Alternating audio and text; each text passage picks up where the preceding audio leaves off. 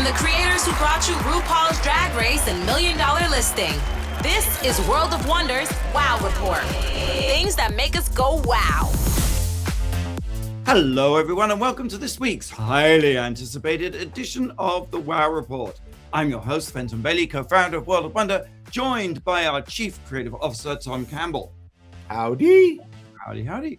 And, of course, literary sensation, James St. James. Howdy do.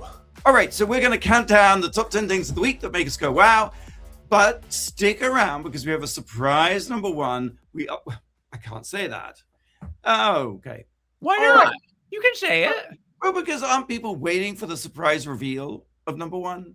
No. Nobody's waiting for shit. You're giving everybody way too much credit. All right. Number one this week is our dear old friend, Gabriel Rotello, who has written a fantastic thriller called The CBGB Conspiracy. And we're very excited to have him on the show later on. All right. But that's later. Now we start at number 10. Number 10. Tell me what these four expressions have in common. These go to 11.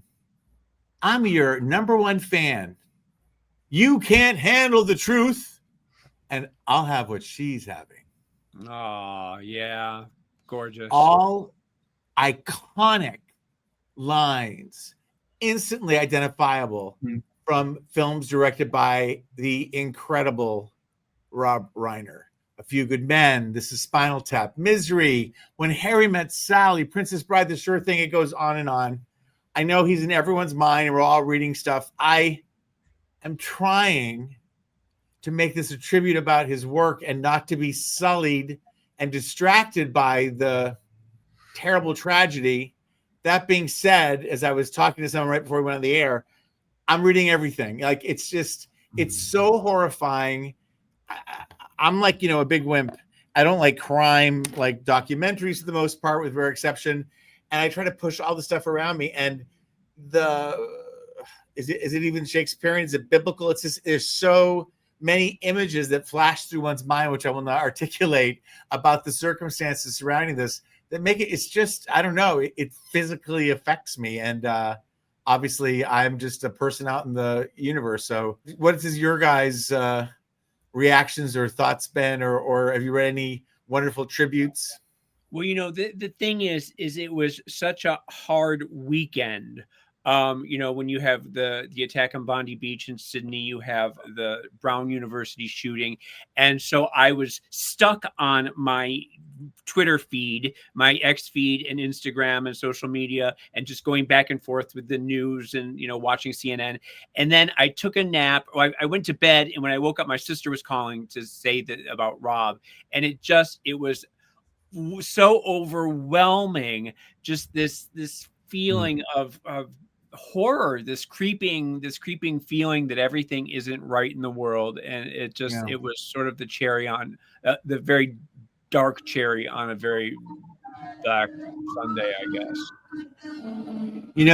It's popular to talk about Nepo babies, and technically Rob Reiner was a Nepo baby, but he was Hollywood royalty. His father, Carl Reiner, was such a prolific and talented man, and that Rob picked up not where his father left off, but took that, and his mother Estelle as well, who is famous for saying the line, "I'll have what she's having," when Harry Met Sally.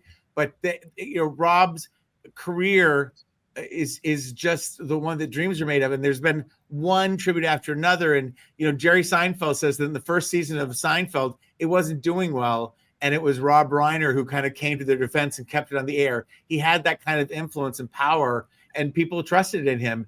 And the movies that I mentioned, it's like the best mockumentary, the best rom-com, the best court drama, the best, horror, Stephen King. Well, a 5-picture run that I don't think anyone can outdo. I mean, literally those 5 pictures that you mentioned are all of them iconic beyond iconic. Yeah, Princess Bride, The Sure Thing. Like, he didn't just do one genre. He did every genre, and he did it exceptionally well. This is a statement from Billy Crystal, Larry David, and Albert Brooks, and we'll leave it at this, because I thought they summed it up really well, which is Rob Reiner not only was a great comic actor, he became a master storyteller. There's no other director who has his range. He was always at the top of his game. He charmed audiences. Brilliant.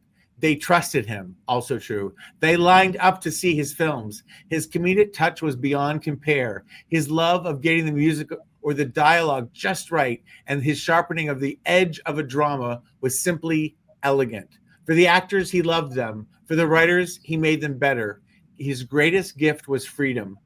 If you have an idea, he listened. He brought you into the process.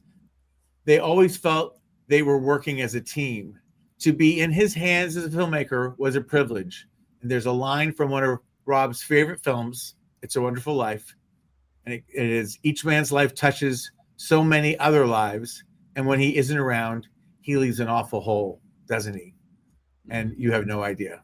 I'm trying to keep my nose out of the tawdriness and celebrate him, and obviously and his wife, and wishing their family peace in this really, really, really tragic time.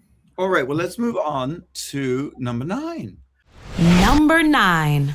Sarah Sqirm, live and in the flesh. Sarah Sherman's absolutely nutty bananas comedy special that is on HBO Max right now.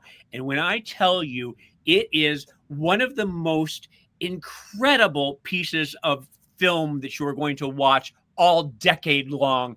We know her from Saturday Night Live, and we know she's a nut. We know she's crazy, but the depths of what we plumb in her psyche in this show is absolutely crazy. I'm going to just say that it's the Pee Wee Herman Playhouse set. First of all, she has these intestines, these plushy intestines lining the proscenium arch, right?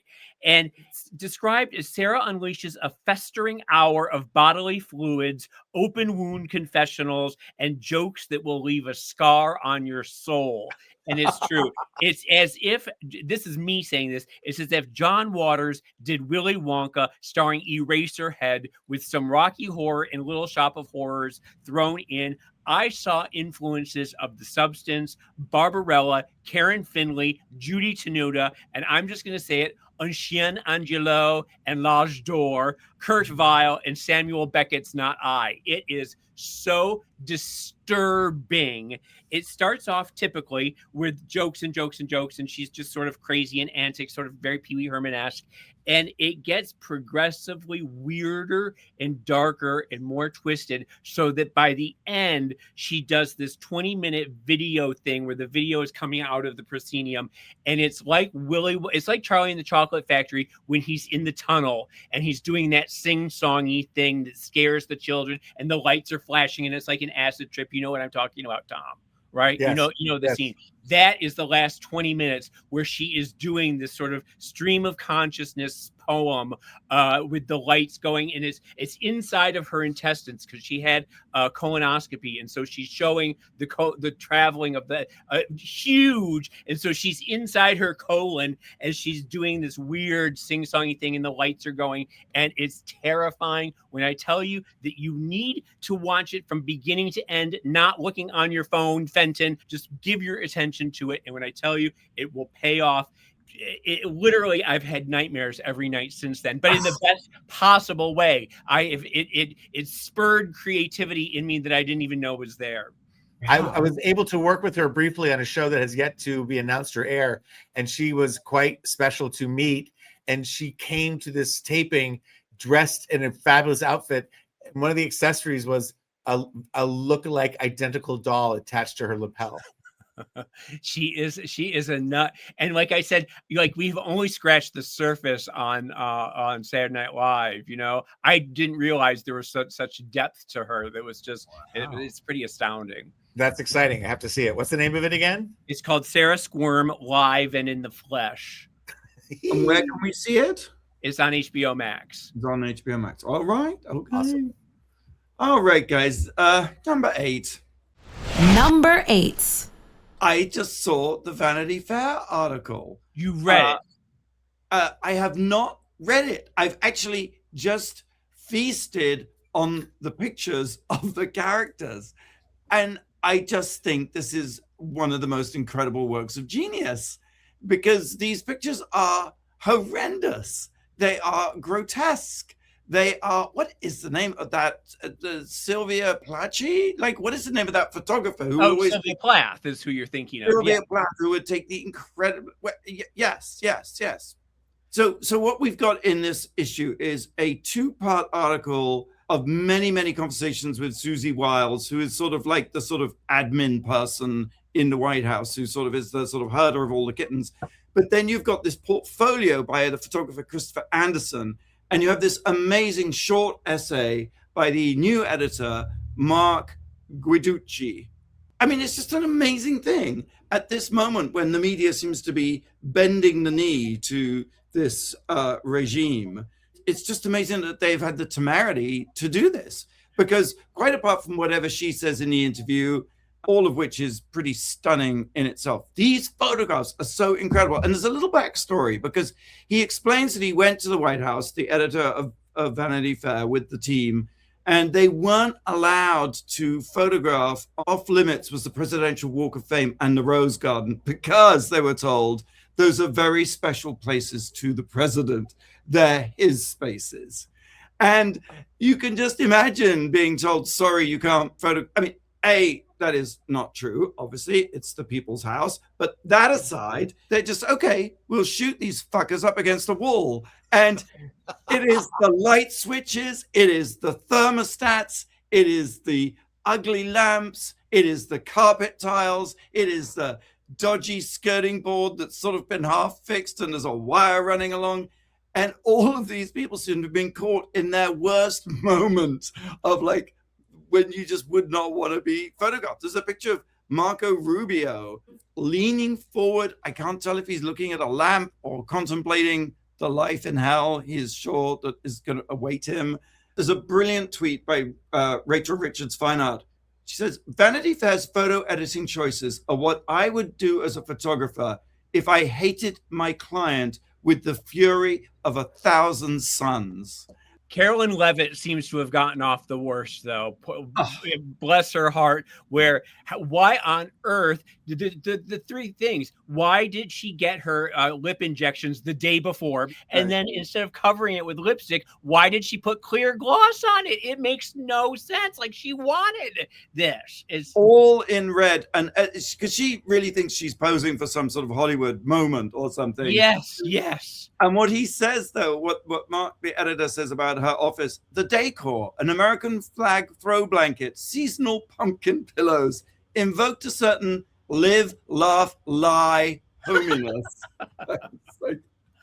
It's just so brilliant. And then the group shot, they do a group shot, and someone in the group, it doesn't say who, said, we're all going to get fired for this. If only. But I want you to look at that again. I want you to go close up on what's his face, Stephen Miller's hand. He is throwing the white symbol sign. He's throwing that. If you look, if you know what the white supremacy symbol is, white power. That's what he's doing. Because they photographed him. I mean, the editor points out that he speaks like Hal from 2001, and then he says we photographed him in front of a painting of Native Americans crossing the River Platte. I mean, just brilliant. You know, like this nasty white supremacist, evil Nazi person with drawn underneath a painting of the First Nations and Native Americans. I think just like when you photograph a vampire, they're not there. When you photograph the Trump, entourage, they just look like that. I don't think there was any nefariousness behind it. It's just their darkness, their dark souls we were captured forever. I think a lot of right, Tom. I think that's very I think that's a very good observation. That it really brings out everything, all the vile repugnancy that they have within them. It's classic, and I cannot wait to read the 2-part interview, because I'm sure there's I've seen a lot of the quotes and the sound bites, but I'm sure there's a lot of context and nuance in it as well. I guess I got to go re-up my subscription. Sorry, rattling on here. We should take a quick break. Cheer yourself up by going to the Drag Race experience in Chicago. You are the star. You go backstage, you're in the workroom, you're on the runway, you go through the dragulator, and you can see what you would look like as a fabulous drag queen without even having to put on a wig. It's amazing. And that's in Chicago. It's running through February. Get your tickets at wowpresentsplus.com. All right, let's take a quick break and we'll be right back. You're listening to World of Wonders Wow Report. Things that make us go wow. Welcome back to the Wow Report. We're counting down the top 10 things of the week that made us go wow. I'm here with James and Tom, and we're very excited about our special guest, Gabriel Rotello, who will be here later. But first, we've reached number 7. Number 7. We've lost so many people this past week, this past year. I know it really speaks to our age group, our demographic, but I didn't want to go a week without talking about the passing of Anthony Geary, Luke, of Luke and Laura fame from General Hospital. Fenton, not trying to, oh, James, I'm sorry. James is a big General Hospital fan. Now, Fenton, you can say you don't know, and we love you equally, even more. Or you can lie and say you know exactly what's going on, because that seems to be your leitmotif. Were you a part of the Luke and Laura phenomenon? I have no idea what you're talking about. General Hospital became soap operas were hot with young people, period. And ABC was hot, hot, hot. And General Hospital was hot, hot, hot, hot, hot. John Stamos got to start there. Demi Moore got her start there. Rick Springfield. And there was this weird little sort of side storyline of this girl, Laura, whose parents were the leads and were having the affairs and trying to, and she worked at a disco. Herb Alpert's Rise, a song, which I'll hum for you. She was sexually assaulted by Luke, who is just going to come in, be a bad guy and leave. Well, this actor, Anthony Geary, had a charm, a charisma. He's not gorgeous. There's nothing movie star about him other than his sheer power, willpower, his quirkiness, his sense of humor, and he played these larger than life. Luke and Laura became a love couple in the 70s like no other, to the extent that Elizabeth Taylor wanted to attend the wedding of Luke and Laura in person, so she agreed to play a role on General Hospital as a Cassadine in order to be part of the phenomenon. The heyday, 30 million people in the afternoon turned in for Luke and Laura's wedding. Because the character of Luke took off in such a weird way that they turned him from the rapist into a hero, and they ran off together on the run. Yes. And they fell in love, and they've totally worked to change the character of Luke from the villain into an anti-hero into a hero. And for the rest of his run, he was Luke. You know, it was Luke and Laura, Luke and Laura, Luke and Laura for the next 30 years.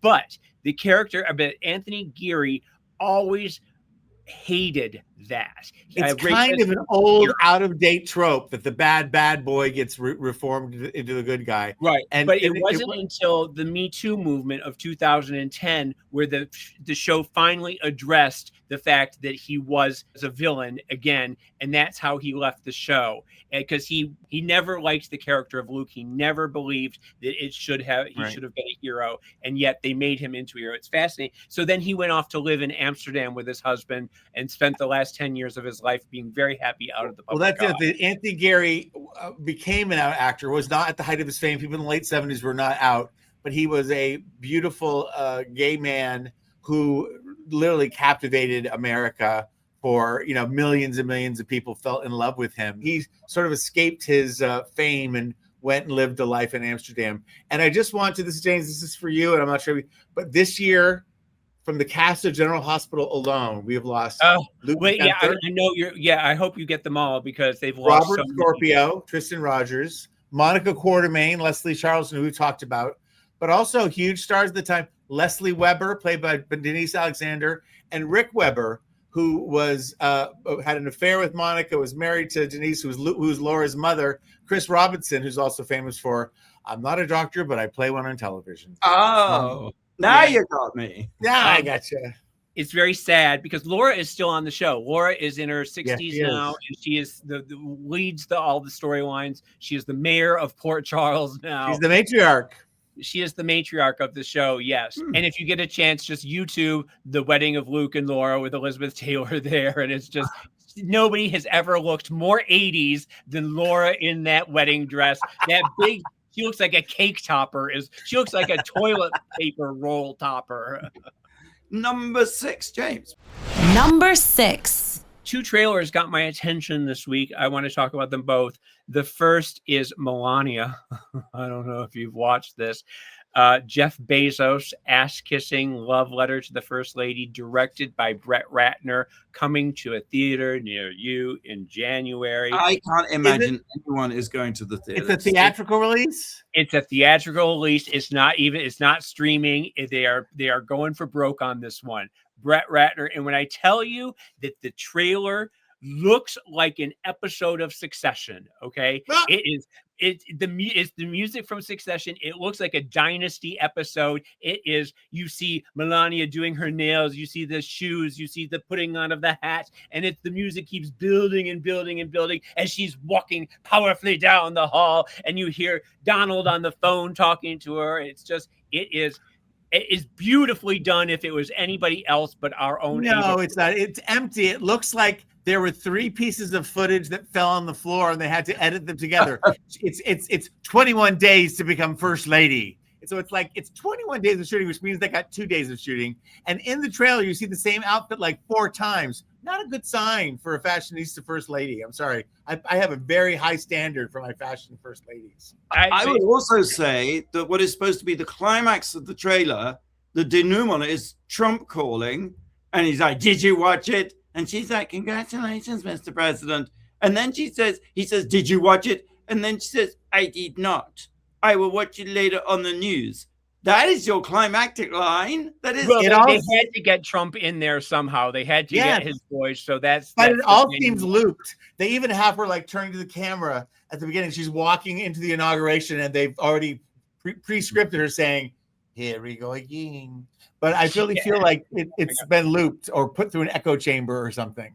They have to subtitle the little that she does say. And it is certainly not even worth the time it takes. Okay, the second one, this is for you, Tom. I don't know if you watched the movie trailer for the Jimmy Stewart biopic. It stars KJ Apa, who was Archie on Riverdale.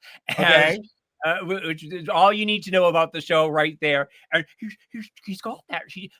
By golly, he sort of got the accent down a little bit, and he's talking like, well, I don't know. I feel like he sort of nails it, but it veers into camp within 20 seconds.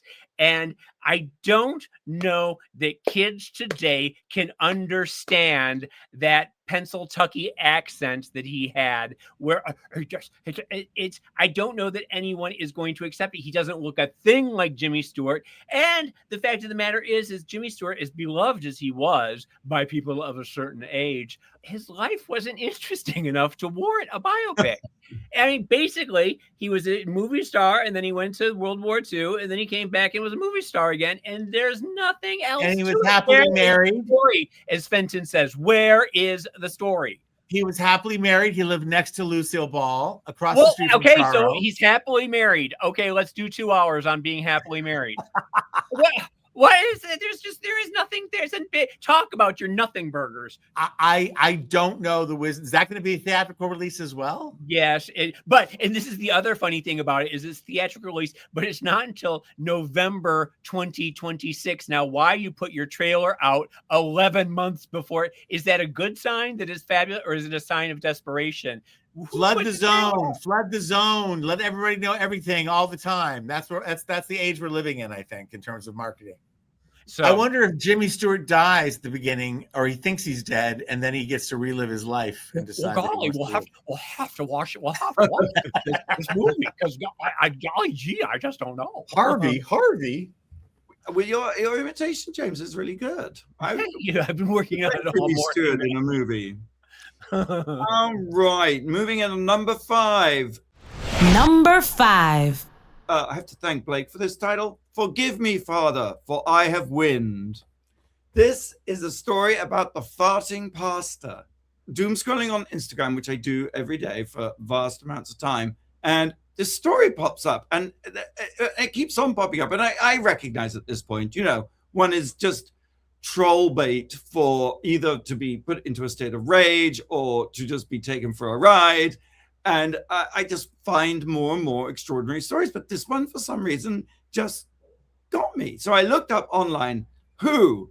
Pastor Chris Penelope. What sits on people's heads or near their faces to release gas, claiming its holy power? Why? He says it's a biblical method for healing, and he draws parallels to Genesis. Okay. I thought God created light, didn't break wind. But anyway, followers' reaction, high demand, people waiting in lines, some even collect the air in containers. Pastor's defense. How do you keep farting though? Once you fart, it's sort of out. Like, how do you have 100 farts in you? Could be God's gift, James. I guess. James, clearly, you're not lactose intolerant. There you go. But also, I mean, the fact of the matter is forgive me if I'm wrong, but every time someone has farted in my face, I've ended up with pink eye. Like, isn't that like a fine way to get pink eye? Oh, dear. Well, he says it's healing power. He says that he mirrors biblical accounts, like God putting Adam to sleep. I guess that's the reference to Genesis. I think it's a little bit of a stretch, if you ask me. He also talks about when Master Jesus stepped on Peter. I don't remember Jesus stepping on Peter, but he says it's a demonstration of God's power, and that it's very important that the fart be near the person's nostrils so that the healing power can reach the parts of the body where it is needed. Do you think, though, really, that maybe he has a little wind machine in his pants or something, that he presses a button? I don't know that anyone can fart on command over and over and over again. That's a goofy, James, but I just can't get over the fact that you don't find it remotely surprising that someone would claim to be able to heal people from things by doing that. James, dare I say that you're a farting Thomas when it comes to this story? I know I should have thought harder about all the pun possibilities here, but it was just one of those stories that tickled me, I suppose. The AI summary concludes, this practice has generated... The fart of the deal. Fart in America. Speaking of releasing an odor, a fragrance, this might be a good time just to do a very quick plug of Wednesday by Michelle Visage, a collaboration with Ariel Soshana. I'm not sure she'll forgive you for this, but carry on, keep going. That's all. They were talking fragrance, and Michelle has released her own fragrance. She has. It's I don't know if it's as healing as the pasture's fart, but it is an incredible Christmas gift. The art around the bottle, all the packaging, it looks very, very, very elegant for holiday and the new year. Now, I hope to God that Blake turns this, that Spencer and Blake turn this into an asset, put it on Instagram, and tag Michelle Visage, because I want to see her reaction to this. I think Michelle's scent has notes of lapsang souchong, not sulfur or eggs or anything or what have you. Okay, well, let's move. Just so you know, I just in my group text with Michelle's part of. I sent a meme that she just laughed at, which is, I just released my own fragrance. Nobody in the car seemed to like it. Thank you. All right. Slaycation Season 2 is now streaming on Wire Presents Plus worldwide, outside Canada, where it is on Crave. By the way, I will tell you, on Crave, not only is Heated Rivalry #1, but in that top 10, there is some other heated rivalry going on, which is that Canada's Drag Race is #2 and Slaycation is #10. So right now it's #10. I think it's moving. I feel a move, a surge forward. Going up. I know we're double fisting the top 10 of Crave's charts. Good. I like that. It's nice. I like it. Okay, well, he did right. Yeah. We're snowballing our way to the top. Thank you. We'll be right back after the break here on the Wow Report. You're listening to World of Wonders Wow Report. Things that make us go wow. We're counting down the top 10 things of the week that made us go wow, in anticipation of our big reveal, which will, of course, be our very special guest, Gabriel Rotello, author of the CBGB Conspiracy. But first, number 4. Number 4. Zane Phillips. I'm not saying I'm the first person to discover him. I will not be, I mark my words, the last person to discover him. But he's the most beautiful man on earth. There, I said it. Zane Phillips. Move over, Zac Efron. Zane is an actor. He's been in a million things, and the thing that caught my eye, it's on my feed, and it says a lot about my algorithm, but he's in Loot. as like this incredible like bodybuilding trainer guru. He plays like the guileless kind of What dumb is jock. Loot? I don't think I know what Loot is. Loot is sort of the Melissa Gates story. It's about a woman who's married to a billionaire. I believe I've never seen it, and she has to give away all this money. So she just has all these like Kim Joel Boosters in it, and Kim Joel Booster and Zane also appeared in 2 episodes with Matt Bomer in Mid-Century Modern, and probably in his proudest moment, he played the Golden Bitchler. He played a golden retriever dog on RuPaul's Drag Race All-Stars, dating all the queens who are different kinds of bitches, different kinds of breeds. He's funny. He's gorgeous. His boyfriend is Froy Gutierrez, who was in Teen Wolf toward the end and things, but he's also... Oh my God, he is gorgeous. Oh, I know exactly who you're talking about. You know, each person on Teen Wolf was better looking than the last, and he is one of the last ones, and just one of the most beautiful people on the planet. Yes. And he also appears in my favorite show right now, I Love LA, and Froy plays an influencer who the gay guy thinks is gay, but he's just Catholic. And he has all his friends, and they're on a group chat. If any of them want to masturbate, they text each other so they can keep each other pure. And it's so he's like ambiguously heterosexual, but they're a power couple. They're beautiful and they're funny. There's something about gorgeous and funny that melts my heart. So I'm just here to say Zane Phillips. That. All right. Number 3. Number 3. Documentary called It's Never Over Jeff Buckley, a documentary about the folk rock star Jeff Buckley. Jeff was one of the all-time greats that you may or may not know about. He was a talented musician, the voice of an angel, beautiful, beautiful, beautiful, angelic looks, and the total rock star package. He only had 1 album in 1994 before dying in 1997. And the thing is, it got a lot of attention. Critics to this day say it's one of the all-time best albums ever put out.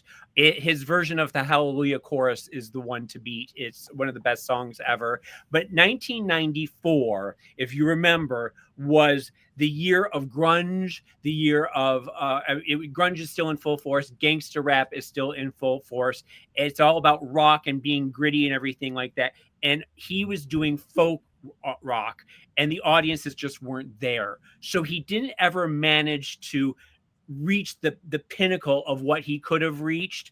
Music history is being very kind to him, especially with this documentary, which seeks to elevate him to one of the all-time great. He had a lot of critical attention, and he had very loyal followers. I remember seeing his flyers in the early 90s all around the East Village, where he would be performing at cafes on St. Mark's Place, tiny, tiny little venues. I remember a number of times walking past a cafe and seeing the spill out onto the street and stopping with everyone to listen. And his voice, I mean, when I say he has the voice of an angel, he really did. And it was like one of those moments that, like, you know that this person is destined for greatness. And then all of a sudden he had a video on MTV, and he was like, was he on the cover of Rolling Stone? I can't remember, but he was getting that build up, and you'd hear about him on MTV a lot, and you just heard about him in Entertainment Weekly. And then he died tragically in 1997. The documentary doesn't really go into it, but it's weird because they say that it wasn't suicide, but it was, because he was fully dressed. And they don't really go into what was going on in his life at the time that happened. He was very conflicted about a lot of things, and he had a lot of demons, but it's a fascinating documentary. It's done in a style that I can't really describe to you, but it's not a straightforward documentary. But I'm a fan now in a way that I don't think I was a fan before. His father was a folk rock star in the 60s. He was part of the whole Joni Mitchell, all of that crowd, Bob Dylan, and he was famous in his own right. And then he met his son once, but was raised separately, and then he died of an overdose. So it was sort of, I think it affected him. And so does it really? I mean, it's interesting. It doesn't really talk. I mean, because it does seem from what you say, like there's no other reason you'd jump off a bridge. So yeah. Is it not? Do you get no idea of what Well, he is troubled his whole life, especially, his in the shadow of his father, but then he breaks free from that and becomes his own person. And, he's not a Nepo baby, but he definitely deals with his father's death, his father's overdose, and not knowing his father. And that's part of what drives him. And he had his own drug problems, and he had his own issues with fame. And there's a lot of things going on in his life, and the fact that his first album is in the pantheon of the gods, and it is recognized as such right off the bat. And then how do you top that? I heard this documentary covered very intensely on Fresh Air on NPR. Yeah. And Terry Gross could learn a few things from you. I just want to say, you did an excellent job. Thank you. I'm coming for your job, Terry. Exactly. Tell me where we can see it, though. It's on HBO Max. I got to say, though, HBO, they have the best docs. They really do. Sort of on fire right now. And it's a little terrifying to think what will happen to it under new ownership, whoever it turns out to be. It probably won't be the same. All right, let's move on. Number 2. Cockroach Coffee. What? Yes. An insect museum in Beijing. I didn't know there were many insect museums generally. The one in Beijing is serving cockroach coffee at like $6 a cup. And drinkers say that it has a burnt and slightly sour flavor, but it seems to be going gangbusters. It's made of ground up cockroaches. How do they do this? Well, what they do, exactly, it's coffee, but then they grind up cockroaches into a powder and then they sprinkle it on top of the brew. Oh. And Chinese medicine herb shop provides the powder and says that it's very good for blood circulation. Well, they do say that in 20 years, we will all be eating bugs anyway, that is our way of getting protein in the future. Yeah. That's right. Bugs and jellyfish because of global warming. Jellyfish. And so, also kicking around the internet is cockroach milk. It's not made from crushing up. Do cockroaches have nipples? I was not aware that you can milk a cockroach. So you have to get underneath them and pull. They do produce a kind of milk, but it's actually a crystal.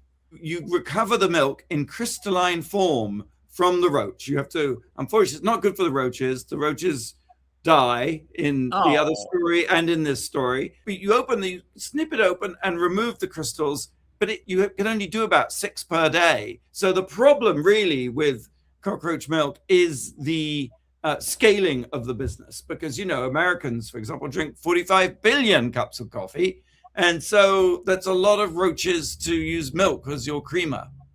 As I was investigating this story, the highest standards are used to determine what's really going on here. I discovered that actually roaches often infect large piles of coffee beans to such an extent, that the FDA has approved an acceptable level of insect parts in ground coffee. Isn't that with everything, though? Isn't everything infected with rat feces and bug parts? I'm just saying, if you think cockroach milk or cockroach creamer is so gross, suddenly you're already drinking it. Growing up, my parents used to say, you have to eat a peck of dirt before you die. And that was when everything came like, what's this? It's like, don't worry, you have to eat a peck of dirt before you die. It's like, you're not so precious. Only Manhattan season 2 has been out for a little over a week, and a new season made Netflix's global top 10 for the second year in a row. Find out why the fans are living for the high-stakes real estate drama. I can tell you one reason. It's Ryan Sahant naked in the shower. That's a good one. But it is a really good show. Fantastic cast. Beautifully He is winning. Yes. And that, of course, is on Netflix. So when we come back, very excited to reveal the number one thing this week that made us go, wow, which you might have gathered is Gabriel Rotello and his amazing book, The CBGB Conspiracy. He'll be here right after the break, here on the Wow Report. You're listening to World of Wonders Wow Report. Things that make us go wow. All right. Well, welcome back to the Wow Report. We're counting down the top 10 things of the week that make us go wow, and we've reached number 1. Number 1. I am so excited to introduce the author of The CBGB's Conspiracy by Gabriel Rotello, who James and I have known since last century. I mean, we go back. You know what it is? You know what? Seriously, it's been 40 years for me. I think we met in 1986, 85 or 86. So it has been 40 plus years. And I'm sure the same for you. Yeah. But Gabriel, I mean, you played such an important role in James's life, in my life, Randy's life. You know, you were so supportive of the Pop-Tarts, the band that could probably never make it, but you really helped. It could have made it. It could have made it. I mean, there's a lot of luck involved and things like that. The Pop-Tarts were very good. If only that damn Tears for Fears hadn't come along and looked exactly like you and did you so much better. Yeah. Those Pet Shop Boys. But enough about them. We're here to talk about the CBGB Conspiracy, which is your first novel, right? It is my first novel. It's my third book, but it's my first novel. And it was really fun to write a novel. I recommend it to anybody. It's just really fun to enter into a world like that. And well, it's a historical fiction. It's a murder mystery, but it's also historical fiction, and it's a place that you know very well. Set up the table for us. Tell us where and when it takes place. So it takes place in the summer and fall of 1977 in downtown New York.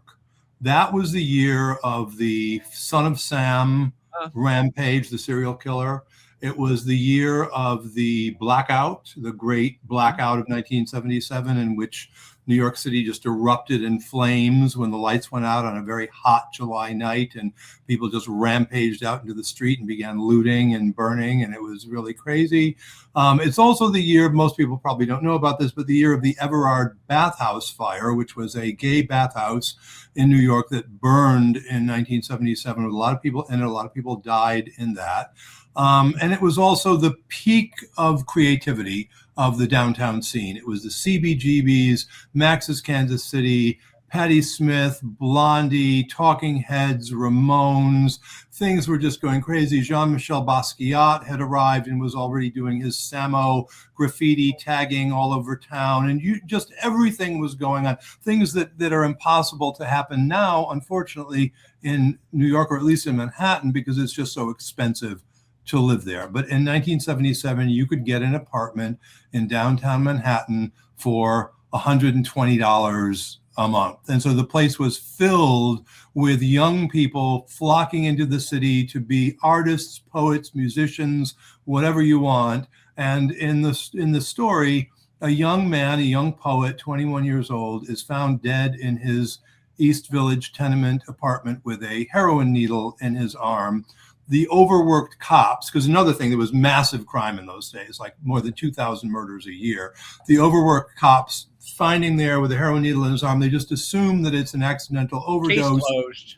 Case closed, don't even investigate. But his two good friends, his very wealthy girlfriend, Julie, and his best friend, Finn, a sort of punk rock fashion designer and artist, do not think that it was an accident. They think that he was murdered, and they set about the sort of amateur thing, trying to figure out who murdered him. And the person that they suspect the most of murdering him was William Burroughs, the famous writer William S. Burroughs. They then pull in a police detective who eventually comes to believe that this kid was murdered and it wasn't an accident. And the three of them then attempt to solve who done it. And in the process of the book, what I did was I sort of brought back to life many of the people that I knew from that scene who are no longer with us, like, for example, Hilly Crystal, the owner of CBGB's, Holly Woodlawn. It's popular, Jean-Michel Basquiat. It's populated with tons of real people, which makes it a historical novel. I thought I was just writing a murder mystery, but when the publishers saw that, they said, no, this isn't just a murder mystery, it's a historical novel, because you have recreated this era in time. And if you really want to know what this era in time is like, read this book, because it really is there. So that's basically the story. And that's one of the many things that's so great about it, though, is like you've got this thriller, this little page turner of like who done it, but then you also have these real stories. And I just thought it was fascinating to read, you know, because it was, even though James St. James is thousands of years old, this predates him in Manhattan, his New York time, and me too. and it was just fascinating to read. Yet the thing is, though, that we knew so many of those people who were still around, and we knew we were there, and we were hearing story. It was like sort of immediately before our times. So it's familiar to me, but it's also, I'm learning so much as it happens. So it's absolutely fascinating on both terms. A lot of those people were still around in the 1980s when we all first met. One of the things that motivated me to write it was that people kept telling me that I should write a memoir. And I had read a bunch of memoirs from that era, like Brad Gooch's memoir, for example, Cut, which is very good. But because it was the gay 70s, and what's going to happen in the 80s, which is that practically everybody's going to get AIDS and die. I started sort of crying and reading Brad Gooch's memoir around page 25, because you just knew what was going to happen to everybody. So I didn't want to write a memoir. I don't think I would have the fortitude to do that. And then it just struck me, well, what if I don't write a memoir, but what if I bring a lot of my friends from that era back to life, solving a fun murder mystery, and then there's no tragedy of what's going to happen to everybody 10 years later. It's a Snapchat time, and we don't really need to know how they all end up in the 80s. Yeah, exactly. Right. With the historical element in there, and with Hilly Crystal and William Burroughs and these real people, I found myself wondering, well, Finn, who's he? Because he seemed a little Stephen Sprousey. And I thought maybe you were Lucian, the beautiful young poet moving to the city to be a writer. Yes or no? Not me being Lucian, absolutely not. But not that you end up with a needle in your arm, but you know. But I think that you are onto something with your suspicion of who I based Finn on. You were very close with Stephen Sprouse. I know that. Yeah. And in the summer and fall of 1977, Stephen and I kind of had a little fling. And but I didn't want, because the three main characters are Finn, Julie, and Detective Sharon. And I didn't want, and because Finn is one of the main characters and you go into his head a lot, I didn't really want to use a person's real name. I didn't think it was fair to the memory of a person like that to actually use a real name. So in that sense, the book is also somewhat of a roman à clef. There are a couple of characters that are based upon real people, but I changed their names. But for the most part, I use people's real names. And it was really fun, just, them ramming around New York City in 1977 when the world is just melting down. Because the funny thing about it is we didn't really care. People would come into the city and go, how can you live in this madhouse? It's just, crime is out of control. The whole city is melting down. New York City went bankrupt. There was garbage was piled in the streets. People are shooting people left and right. It seemed like every time my parents would come to visit me, and we would go out to a restaurant, a gun would go off, And they would how can you live here? But we loved it. When you're young, I didn't feel any sense of danger. We probably were in danger, but it was a really, really fun time, and I wanted to convey that. And also, it turned out to be an important time because those movements that began then, which were punk, and also hip hop began then, right then. All of these things have echoed down through the generations, and a lot of young people today are very much aware of it. Sometimes I will wear my CBGB's t-shirt, and kids will come up to me and go, "Oh, wow, were you at CBGB's?" And I go, "Yeah, I played at CBGB's," and people will be like, "Wow, that's amazing." And it's 50 years ago, so it obviously has resonance still today. You wrote this during COVID, you said. So tell us a little bit about the process of writing it. Well, even though I was there and I remembered a lot, I really wanted it to really have this authentic flavor. And of course, there's a lot of things that you don't remember for various reasons. So I just immersed myself in it. I read a number of nonfiction books about it. I covered my walls with pictures of things that I just printed off of the internet of friends from exactly that era. And there's also this wonderful sort of 2-hour documentary, kind of like the documentaries that we used to make, remember, for VH1, and it's called 1977, The Coolest Year in Hell. And it's a documentary, it's on YouTube, but it was originally, I think it was a VH1 documentary, that they made this 2-hour documentary about the year 1977 in New York. And I would keep that running, off and on as the days would go by, just to sort of bring my head right back into that period. So that was the process. And then I just came up with a plot and sort of figured out, because it was a murder mystery, there had to be a whodunit. So I had to know kind of from the beginning how it was going to end. So I plotted it out with using little cards, and then I just wrote it. Was there a murderer who would give people overdoses? Was that a not necessarily specifically, but was that something that was happening? No, that was something that was happening, but the idea of that came from a very sad story of a woman that I knew named Jessie Blue, in, I think it was more like 1979, who was a very good friend of Brenda Bergman, who I had a band with, Brenda and the Real Tones. And they found her in her East Village kitchen, sitting at her kitchen table with a needle in her arm. And that was an accidental overdose, but it really affected people, and particularly the people who found her. And it has always stuck with me. And so I just decided, since, there has to be something related to New York in 1977 that would be the murder weapon, that heroin would be it. Because it was also, that was another thing that was going on in those days, which was that heroin was a really big deal on the downtown scene. And if you, aspired to be considered cool, and if you wanted to hang with the coolest kids, you did heroin at least from time to time, if not more often, because it was just, that was the cool thing to do. Everybody else did cocaine, but you did heroin. So it made sense for me in the book. Well, Gabriel, it's so good to see you. You look fantastic. I'm so excited about the book. I think this is very exciting news. And I think it's a great, if it's not too late to get it for Christmas, is it? Can you get it Amazon next day? I think you pretty much can, yeah. So go on Amazon and order it and give it some stars. I was going to say, Gabriel, it was good to see you, but it's also good to hear you. You have one of the most mellifluous voices for radio, for theater. I hope to be making $1 million a day on that voice. Oh, Tom, thank you. The theater I've always wanted to do. The theater. And as we are 3 shrill queens, that you could replace any of us anytime. Right. Hey, thank you so much for having me on. I really appreciate it. And I hope people enjoy the book.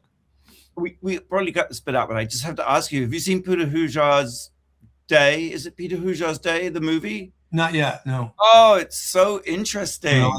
Yeah. It's James, have you heard about it? Peter Hujar's I've Day? heard about it. I haven't had a chance to. Where can you stream it? I haven't had a chance to. It's a recording someone made of Peter Hujar, and she wanted him to just tell her everything that happened the day before. And that's what it is. And so the movie is a sort of from a transcript, really. And that incredible actor, Ben Whishaw, plays. He's cute. He's a cutie. Ben Whishaw, yeah. So good. I mean, I don't know if Peter Hujar had this slightly Warhol, sing-songy, abstracted voice, but he comes across as this very gentle character, and the whole film is just very hypnotic because it's just him talking. There's no reenactments or anything. It's pretty powerful. Peter Hujar was a major character back then. In fact, I should have put him in the CBGB conspiracy. I didn't, but I could have easily because he was around. Yeah. Sequel. Well, speaking of, what about the movie rights? What's going on? Well, it just came out. I mean, let's see what happens, if anything. I personally think it would make a fantastic movie, or even an HBO miniseries, but I will leave it to the gods of show business. Yeah, well, lovely to see you. It's been too long, and good luck with the book. Are you doing a little book tour? Will you be out like our way? I'm going to wait. The last time I did a book, when I did Sexual Ecology, they did the book tour right away. It started like the day the book was published.